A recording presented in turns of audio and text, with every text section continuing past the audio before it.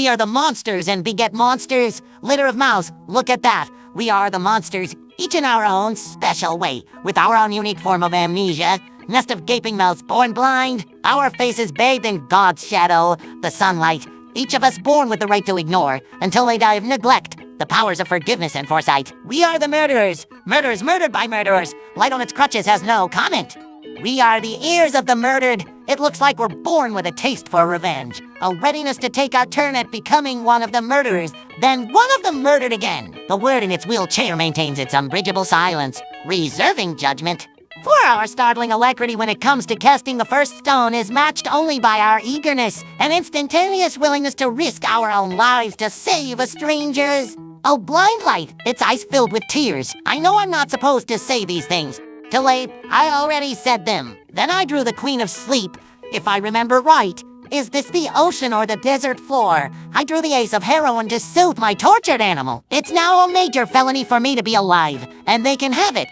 Over the forest rose a red moon, presaging autumn, the honey of death, great healer, infallible cure-all. I was drawn to the edge of the world, those nameless counties where the hexagon is hammered out in all its inexhaustible forms. From snowflake to which beckoning signs identically scarred and out crucified holes. Struts and ribs of wrecked north country barns, to the cells of disappeared bees who are the divinities and will not, by the way, go on indefinitely believing in our existence whose own vanishing, when it is complete, will spell our own. So let's get a move on. Kill everything in a minute.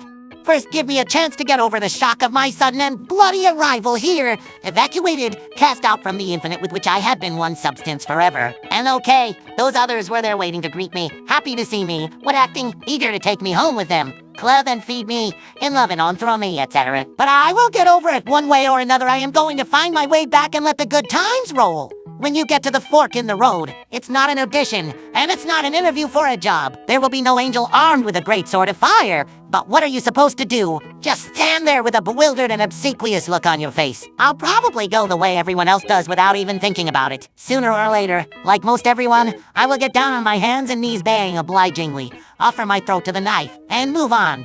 But you never know. There is still an outside chance that I will choose correctly. I may have done so already, so long ago, unknowing and unknown.